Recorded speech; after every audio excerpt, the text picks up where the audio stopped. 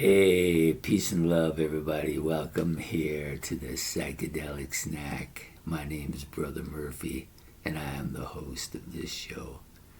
So we're here on Prog Monster today to do a one-off video. Yeah, I haven't done one for a while, man. No, it's been a long while. But now we got this new setup. My friend Murph said, come in and do your video, man. So that's what I'm going to do. Yeah, yeah, that's what I'm going to do, brother. So I did this album. Well, actually, I didn't do this album. My friend Squiggy did this album back on the Psychedelic Snack before.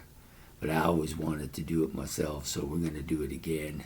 And that's In the Hearing of from Atomic Rooster. You know what I'm talking about, man. Yeah. So we're here to talk about this album today.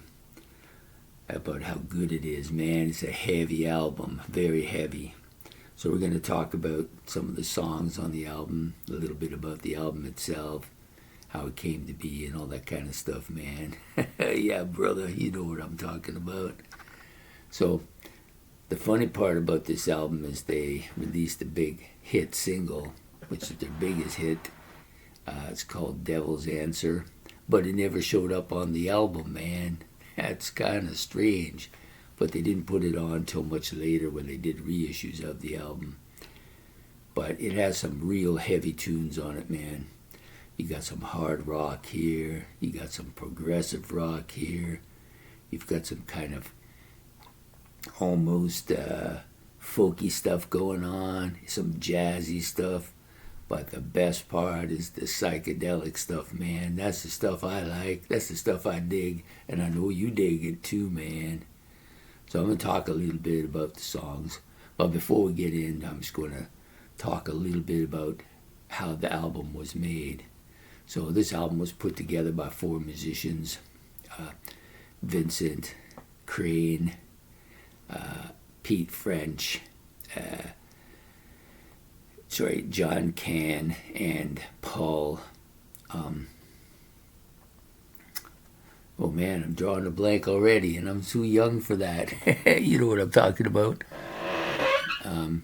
Anyways, those guys put the album together, and then a couple of the guys left the band. Sorry, it was Paul Hammond. That's who I was trying to think of. Just slipped right through my brain. I know that's hard to believe. Anyways, so Paul Hammond and John Cane both left the band. They did all the vocals, all the drum parts. In fact, Cane did a lot of the writing as well. But they all left the band. Those 2 guys left the band. And when they went on tour, they had 2 new guys playing for the band, Rick Parnell, and I believe, I wrote it down somewhere, just let me see. Yeah, Steve Bolton. Sorry, man. I couldn't remember his name right off the bat. Anyways, those guys came in and did the tour, but they weren't actually on the album. So this is a really, really good album. It's got all those elements I said. The thing I like best is the Black Snake song. That song is killer, man. It's so psychedelic. Yeah, it's got a little bit of that bluesy stuff going on too, which is, I dig it, man, I dig it. But it's just so psychedelic. And then the next song, Head in the Sky, man. Yeah, that's where my head's been at, in the sky. But this song is real kind of psychedelic. It's got a real psychedelic flavor to it. It's got heavy parts. It's got some fantastic stuff going on. It's a killer song, man.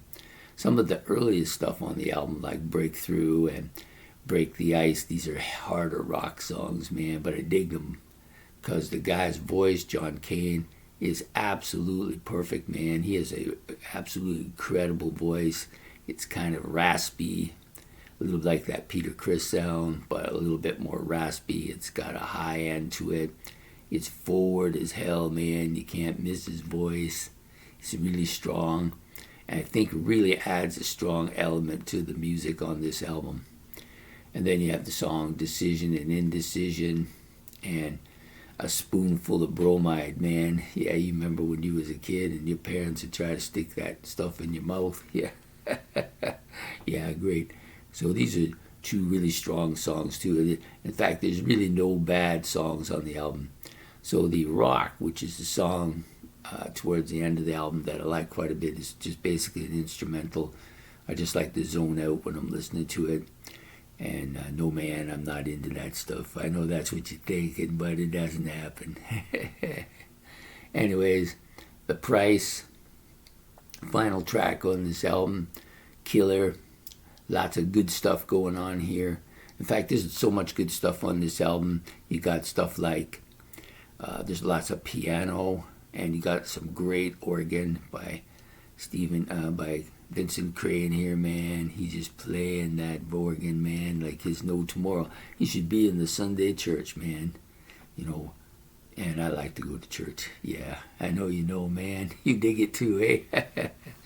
And then you got some excellent drums and some really, really solid guitar playing by John Cain, just fantastic. And I did say earlier that John was doing the vocals, but obviously I was missing the boat here. It's Pete French does the vocals on the whole album. That guy's voice is really solid, man. Just really solid. John is actually the guitar player. But yeah, absolutely killer.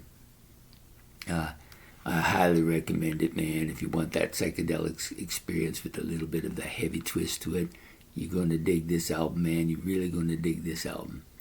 So anyways, I think I used up my time, brothers and sisters. I hope to see y'all again soon.